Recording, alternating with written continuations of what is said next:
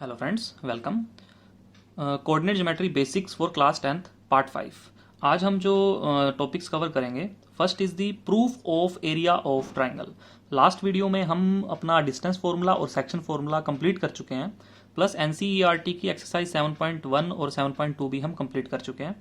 तो आज इस लेक्चर में हम एरिया ऑफ ट्राइंगल का प्रूफ देखेंगे और कुछ एग्जाम्पल्स की प्रैक्टिस करेंगे। तो आइए स्टार्ट करते हैं। सो एरिया ऑफ ट्रायंगल, जैसे कि आपको पता है सभी को कि area of triangle half into base into height आप सभी ने पढ़ा हुआ है। और हिरोन्स फॉर्मूला, अगर हमें साइड्स गिवन है तो हिरोन्स फॉर्मूला का यूज करके भी हम एरिया ऑफ ट्रायंगल निकाल सकते हैं। बट कोऑर्डिनेट ज्योमेट्री में अगर हमें 3 पॉइंट्स के कोऑर्डिनेट्स पता हैं तो उससे आइए हम कैसे ट्राइंगल का एरिया फाइंड आउट कर सकते हैं। तो इसका हम सबसे पहले प्रूफ करेंगे। तो सबसे पहले हम अपनी एक्सिस बनाएंगे। This is my y axis, this is my x axis, right. तो यहां पर लेट्स से मेरे 3 पॉइंट्स हैं। This is a, this is b and this is my c point. तो अगर मैं इन पॉइंट्स को ज्वाइन करता हूं तो 3 पॉइंट्स यानी कि 3 वर्टिसेस से मेरा एक ट्राइंगल बनता है, राइट। तो सपोज करो ए पॉइंट के कोऑर्डिनेट्स हैं x1 comma y1, B points के कोऑर्डिनेट हैं x2 comma y2, C point के कोऑर्डिनेट्स हैं x3 कोमा y3, राइट। अब बी को हम एक परपेंडिकुलर ड्रॉ करेंगे x एक्सिस के ऊपर, दैट इज बी क्यू। ऐसे ही ए से भी हम एक परपेंडिकुलर लाइन ड्रॉ करेंगे on X axis, that is A P. और सी से भी हम एक परपेंडिकुलर लाइन ड्रॉ करेंगे, that is C R, right. तो अगर मैं बात करूं x2 की, देखिए x2 मेरा, this is my x2 distance. x2 जो मेरा, ये मेरा ओरिजिन है, यहाँ से इनका एक्सिस का इंटरसेक्शन। तो ओरिजिन से जो Q पॉइंट तक डिस्टेंस है वो क्या है, मेरा x2। और x1 जो है वो P पॉइंट तक मेरा डिस्टेंस है ओरिजिन से। और C की अगर मैं बात करूं तो ये है मेरा x3, दैट इज ओरिजिन से R पॉइंट तक मेरा जो डिस्टेंस है। अब हम बात करें y2 की, this is my y2, that is y axis के ऊपर Q से B तक का distance. This is y1, A से लेके P तक का distance, and this is y3, C से लेके R तक का डिस्टेंस।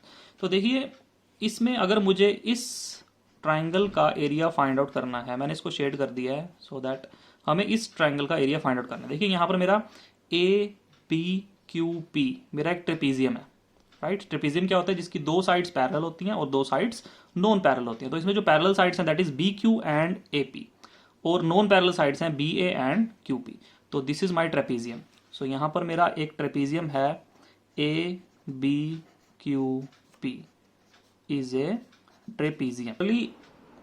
ए पी सी आर, देखिए अगर इस पार्ट की हम बात करें तो ये भी क्या है, trapezium. A P R and C, देखिए ए पी आर सी। इसमें जो पैरेलल साइड्स हैं A P and C R, और नॉन पैरेलल साइड्स हैं A C and P R. तो इज ऑल्सो ए ट्रेपीजियम। देखिए एक और ट्रेपीजियम यहाँ पर है, B C R Q, B C R Q is also a trapezium. तो ये चीज तो हमें ट्रेपीजियम, यहाँ पर हमें 3 ट्रेपीजियम दिख रहे हैं। देखिए अब हमें इस शेडेड पार्ट का एरिया फाइंड आउट करना है, that is the area of this triangle. तो हम क्या करेंगे, हम ए बी क्यू पी एक ट्रेपीजियम है, plus A P R C, इन दोनों का एरिया हम प्लस कर देंगे, और उसमें से हम इस ट्रेपीजियम का एरिया माइनस कर देंगे। देखिए जो बचा हुआ हमारा क्या आ जाएगा, शेडेड पार्ट का एरिया, जो कि हमारा एरिया ऑफ ट्राइंगल होगा। तो आइए सबसे पहले हमें अगर area of triangle find out करना है, so area of triangle A B C is equal to area of trapezium A B Q P plus area of trapezium A P R C minus B C R Q, area of trapezium B C R Q, right. तो देखिए अब area of trapezium निकालने का formula क्या होता है, जैसा कि हम सभी को पता है, that is half into sum of parallel sides multiply by distance between them.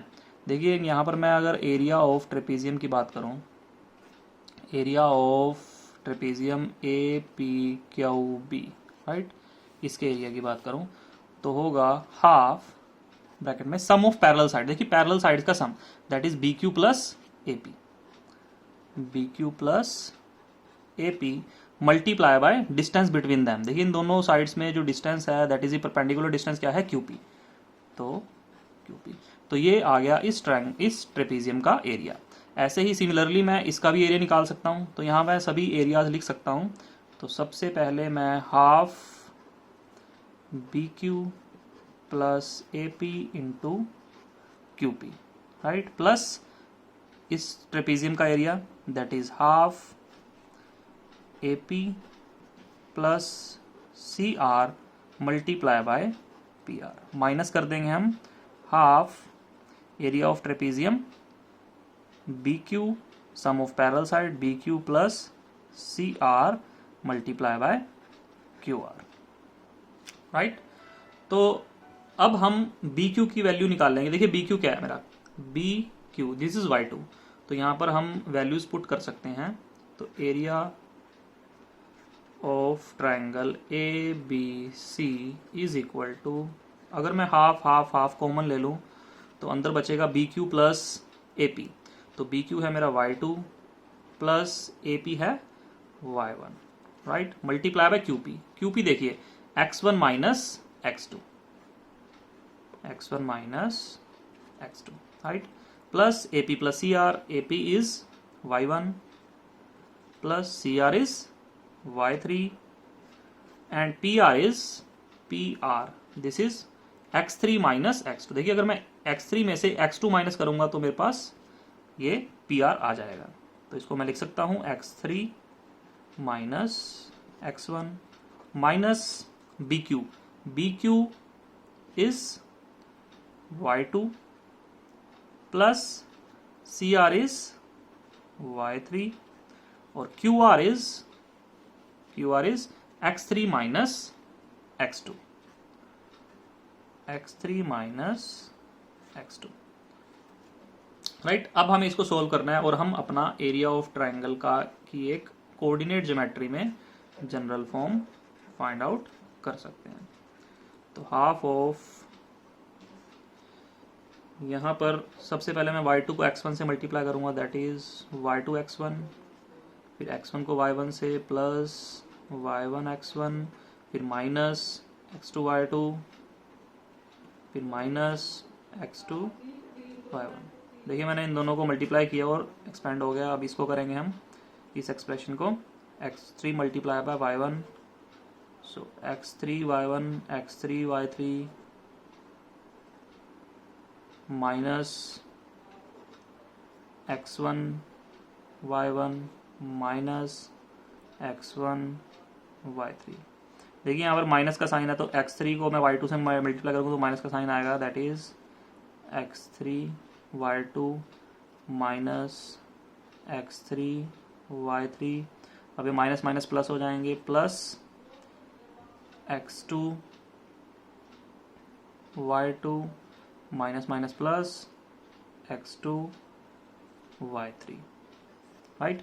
तो देखिए यहाँ पर मैंने x2 y1 जो कैंसिल आउट हो रहे हैं दैट इज x1 y1 आपके कैंसिल आउट हो रहे हैं, and x2 y2 minus x2 y2 and plus x2 y2 cancel out, x3 y3 and x3 y3 cancel out. तो यहाँ पर अब मैंने x1 कॉमन लिया है, दैट इज इसमें और इसमें देखिए x1 कॉमन है, अंदर बचा y2 minus y3। Next x2 और इस x2 में से x2 इन दो टर्म्स में से मैंने कॉमन लिया x2 और अंदर रिमेनिंग पार्ट है y3 माइनस y1, देखिए plus y3 and minus y1, और next x3 y1 and x3 y2, इसमें से मैंने x3 कॉमन लिया तो y1 माइनस y2। तो this is my area of triangle ABC।